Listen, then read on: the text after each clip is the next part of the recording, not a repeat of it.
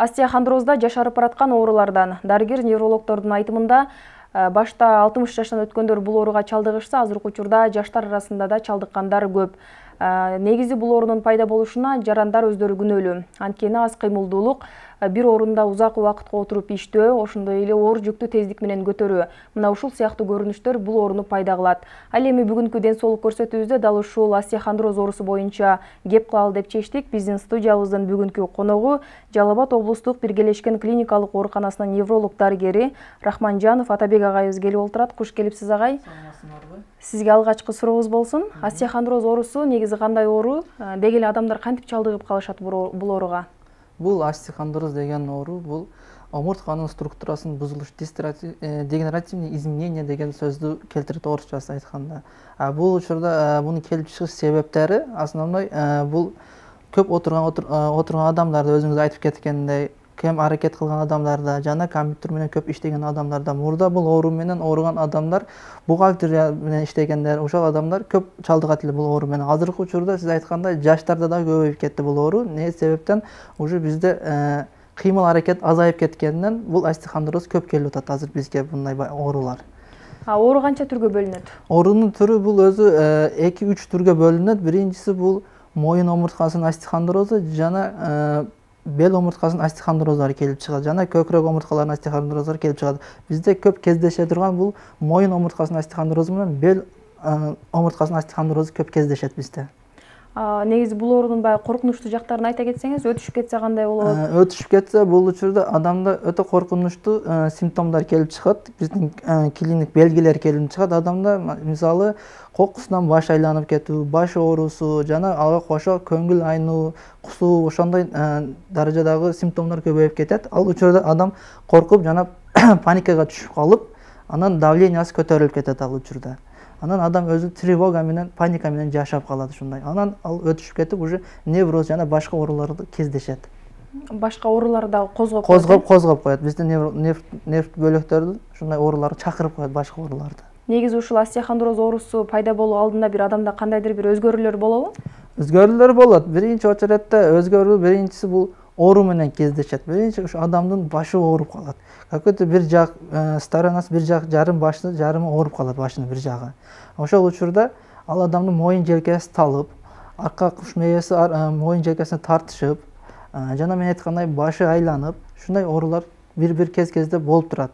Анан бара ошону алдын албаса, жана мен айткандай оорулар күчөй баштайт ушу клиникалар. Ушул сиз айткан белгилер адамда байкала баштаса, сөзсүз түрдө дарыгерге кайрылыш керек, Албетте, дарыгерге биринчи очередде кайрылыш керек. Дарыгерге кайрылбаса, анда өтүшүп кеткенин, анан буну лечение кылыш дагы да чоозулуп кетет. Ооруну алдын алуу керек биринчи очередде. Ушул оору менен кандайдыр бир күмөндөнүп же болбосо ушундай болуп калган болсо, үй шартында деле күрөшсө болобу? Кандайдыр бир укалоо жолу менен же болбосо? Албетте, үй шартында дагы бул оору менен ушу башталышында күрөшсө болот. Ал үчүн адам биринчи именно ушу остеохондрозбу же башкабы деп туруп дарыгерден бир ооз кеңеш алыш керек. Кеңеш алып туруп, анан үй шартында бул основной буда физический упражнениялар керек. Биздин өзүбүздүн физический упражнениялар бар. Омурткаларды заниматься этишибиз керек. Омурткалар канча жакшы заниматься этсек, жанагы биз остеохондроз бизден ошончо качат. Бул остеохондроз омуртка кымылдабай, адам тик туруп, канча иштебестен жата берген адамдар остеохондроз көбөйө баштайт. Ал эми остеохондроз оорусун элдик дарыгерлер кандай ыкма менен дарылайт? Төмөндөгү видео материалдан көрүңүздөр. Саламатсыңарбы, урматтуу деле көрүүчүлөр. Бүгүнкү ден соолук программасында биз адам инсан затында остеохондроз деген ооруну кайсы усул менен дарылап, элдик ыкма боюнча кандай дарылар колдонуу, кайсы усулда колдонуу, канча дозадан колдонуу усулдарынан сүйлөп бермекчимиз. Бул остеохондроз деген ооруларда основной бул туз меселеси болот. Адамдын организминде сууга өткөндүк аркылуу болот. Ошол катыган туздар, ушул туздарды эритүү, суукту чыгаруу, сөөктөргө, мышцаларга кубат берүү усулу менен ал оору дарыланат. Мисалы, адамое дерево деп коет, же болбосо адамое яблоко деп коет, ошол өсүмдүктүн майы менен дарыласа болот. Андан тышкары адарашман ысырыкты кайнатып буттан ванна кылуу, кол буттан ванна кылуу. Андан тышкары жаныбарлар усулунда боло турган болсо, элдер өзү колунда даярдап кылышы да мүмкүн. Тоок майыны алгандан кийин 2 мүнөт эмалированный или нержавейка bir idişte 2 minutка чейин кайнатып алынат. Кайнап чыккандан кийин 2 минут кайнатылат дагы. Анан тындырып, муздаткандан кийин ошол ылык абалда ошол ооруган жерлерге сүртүү боюнча. Айласы болсо ага өрдөк майыны кошсо дагы да ыңгайлуу, жакшыраак, тезирээк таасир этүүчү болот. Чөптөргө келсек, бул чөптөр менен дарылаганда уйгак, жалбырагы, соктору, хрен деген бир жер калампир деп коебуз, ошонун жалбырагы менен адырда өсө турган бир чөп дарыбыз бар, буну кавар деп коебуз. Ошонун кавардын тамырынан чыккан суу менен дарыласа болот. Ашкабак майы, өрүк майы, шабдоолу майы, андан тышкары сейдана майы, ошондой нерселерди өзүнүн аралашма дозалары боюнча остерохондроз оорусун дарыласа болот. Тамыр аркылуу ошону кайсы мисалы остерохондрозда кайсы омурткада, кайсы немеде, дискте ошону аныктап туруп, ошого карата канчалык деңгээлде дары проценти бар, анын дозасы күчтүү, күчсүз кылуу, ошол усулларны диагнозду аныктагандан кийин ошону даярдап, укалоо жолу менен жеңил сегментарный массаж деп коет, ошондой усулдар менен точечный массаж деп коет, ошондой усулдар менен. Бирок укалоо дегенде баазы бирлери кыйнап, каттуу кармап, бир жерлерин каттуу кайрып, ошондой массаждар жасайт экен. Ал массаж андай кылынбайт. Денеге сиңдирүү усулу менен, жеңилдик менен, эт менен теринин бири-бирине сыйгаштуу кылып, жедириш аркылуу жеңил массаж менен дарыланат.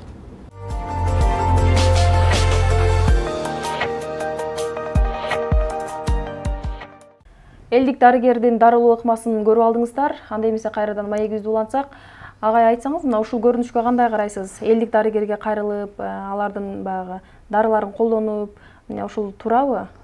Бизге көбүнчө ошондой оорулар көп келет. Ошол бир жакка барып, сыныкчыга бардым дейт, омурткамды сыныкчы айтты, менде грыжа бар экен деди деп, кол тамырын кармап билет дейт. Эми биз аларга көп да ишенбейбиз. Не дегенде бул омуртканы жылып калганын, сынганын адам эч качан кан тамырдан кармап билиши бул кыйын нерсе деп ойлойм. Мен өзүм да кыйын да бул нерсени көрбөстөн чыгып калды, сынып калды дейиш бул кыйын нерсе. Аны көпчүлүк барат да мен салдырдым дейт. Биздин омуртка бул дискада турат бир жерде.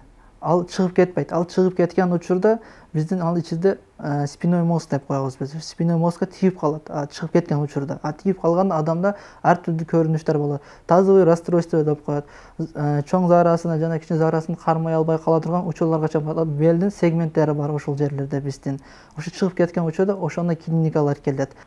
Ал эми ушул остеохондроз оорусу менен күмөндөнүп сиздерге кайрылса, кандайдыр бир аппараттын жардамы мененби, же болбосо өзүңүздөр баягы кармап көрүппү, же адам менен сүйлөшүп көрүппү, кандай жол менен диагноз коесуздар жана дарылоо жолу кандай жүргүзүлөт? Бунун диагноздору азыр бизде жакшы кеңири таралган. Бизде рентген аппараты бар, цифровой рентген деп коебуз. Ушу омуртканы структурасы кандай турат, канча миллиметр кайсы жери жылып калган рентген аркылуу көрсөк болот. Жана бизде томография бар, магнитный резонансный аппарат бар. Ал эч кандай луч бербейт адамга. Ал ушу омуртканы полный структурасынын ичинин спиной мозгубуз кантип жайлашып турат, жүлүн дейт.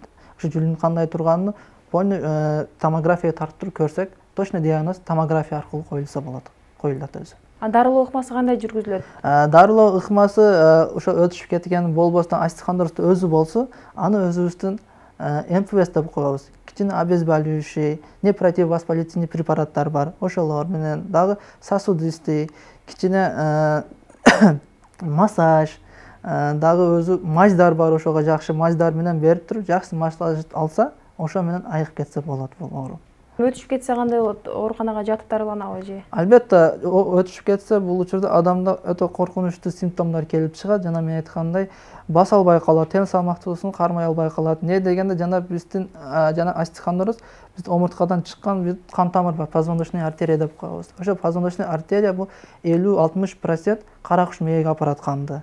Жанагы остеохондроз дейбиз, ошо диска какой-то бир кан тамырга тийсе, кан тамыр өзүн алып качат. Алып качып сужение берип калат. Сужение деген сөз бул кан тамыр кыскара баштайт. Кыскарган кан тамырдан баш мээге кан өтүшү азая баштайт. Азайганда адамда коркунучтуу жана баш айланганда бизде центр жайлашкан болот. Мына көңүл айнуу, кусуу центрлерибиз баш мээде жайлашкан. Ошол жерге кан жакшы жетип келбегенден адамда баш айланып, көңүл айнып, кусуулар көп кездешет. Вот ошол учурда биз жаткызып аларды дарылайбыз.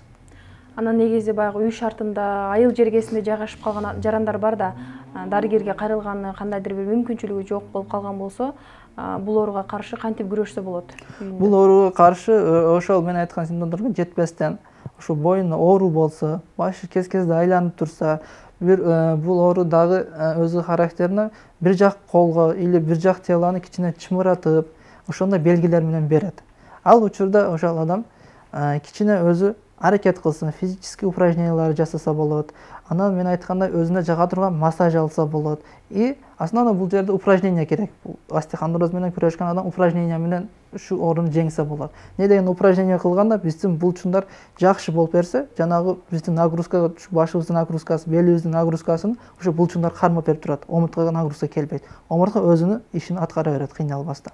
Булчундарыбыздын күчү азайып кеткен учурда омурткага нагрузка келет да, жанагы биздин дискаларга отурат да, анан корешковый болдорду берип, рефлекторный болевой синдромдор келип чыгат ошол учурда. Анан мурдагы убактарга салыштырмалуу азыркы убакта ушул оору менен кайрылгандардын саны өсүүдөбү же бирдей элеби? Азыркы учурда өсүүдө. Бул оору дагы жашар бар убакта. Не деген себеби азыр бизде техника көбөйүп барат. Мурда мындай техникалар жок эле, адамдар өзү аракет кылып, мындай кыймыл аракет көп болчу эле мурда. Азыр кыймыл аракет азайып, бүт нерсе техникага жабышып калдык. Техника көбөйгөн сары бизде кыймыл аракет азайып, ушу оору көбөйө баштап атат. Эми ушул баягы кыймыл аракеттин аздыгынан деп калдыңыз да, кээ бирде баягы адамдардын жумушуна да байланыштуу болуп калат. Эми отуруп иштеши керек болсо отуруп иштейт да, анан ошол учурда остеохондроз болуп калбаш үчүн адам отуруп иштегенде кандай аракет кылып туруш керек? Билбейм, ар бир ошо отуруп иштеген адамдарды өзү дагы бир көнүгүү аткарып туруш керек. Какой-то бир 20 мүнөттө же 30 мүнөттө өзү туруп ушу иш жайынан 5 мүнөт ушу көнүгүүгө кичине убакыт бөлсө, бул остеохондроз келбейт. Отурат көп, жарым саатта 20 мүнөт отурупсун, 20 мүнөттөн турсун, 5 мүнөт кичине көнүгүү кылсын, комнатаны кичине бассын, кичине омурткаларды мындай иштесе, бул остеохондроз кетет ал адамдан, келбейт. Дал ушул остеохондроз оорусу өнөкөт оорулардын катарына кирип калышы мүмкүнбү? Албетте, өнөкөт оорулардын кирип калышы мүмкүн. Себеби бул жерде остеохондроздун алдын албаса, жана биз айткан омурткалар бири-бирине отуруп, жана биздин дисканы эзе баштайт. Эзгенден кийин ал жактан дискада пульпозный ядро деп коет. Ошол жери бөлүнүп туруп, ал жактан грыжа чыгып калат. Ал ошол анан грыжа биздин нервти кысат, тамырларды кысат. Вот кысканда основной ушул белдеги омуртканы кысканда бизде көпүнчө белдин грыжасы көп кездешет. Белдин грыжасы көп кездешкен себеби, жана мен айтып кеткенимдей, бардык адамдын нагрузкасы, мына веси бул бел омурткасына күч келет. Өтүшүп кетип, ошо бир жак бутуна же болбосо эки бутуна берип калып, симптомдор келип чыгат, бул өтүшүп кеткенде грыжа болуп калат. Мына ушул остеохондроз оорусунун алдын алуу үчүн эмне кылыш керек? Остеохондроздун оорусунун алдын алуу үчүн биринчи очередде туура тамактануу керек. Туура тамактанса, бул ошол остеохондроздун бир белгиси, бул дагы туура эмес тамактангандан келип чыгат. Анан биз мынагы сигарет чеккен, алкоголь ичкен адамдарда дагы бул остеохондроз көбөйө баштайт. И плюс жанагы иши жок, ишсиз болуп отурган адамдарда дагы остеохондроз келип чыгат. Келип чыгышы ушулардын негизинде. Бунун келип чыгыш негизи өтө көп болот. Этиология деп коебуз, этиологиясы көп булардын остеохондроздуку. Биздин бүгүнкү ден соолук көрсөтүүбүз өз соңуна чыгып баратат. Сизге эркин микрофон, элге кайрылуу жасап, өзүңүздүн каалоо тилегиңизди айтып алыңыз. Рахмат. Мен элге кайрылат элем. Ушул оору менен ооруп аткан учурда биринчи мен айтып кеткен ошо клиникалык белгилер силерде болсо, обязательно биринчи доктор менен кеңешиңиздер, өзүңөр жашаган жерде же болбосо өзүңөр жакын жерде жайлашкан больницаларды жолугуп, консультация алып, анан ушул боюнча алдын алышыңар керек ооруну. Буну лечение кылыштан мурда алдын алса, адам ден соолугуна биринчи очередь пайда болот. Рахмат сизге дагы биздин эфирибизге келип өзүңүздүн кеп кеңешиңизди элге берип кеткениңиз үчүн. Ал эми ден соолук көрсөтүүбүз мына ушуну менен өз соңуна чыкты. Кайрадан эфир аркылуу амандашканча сак саламатта туруңуздар.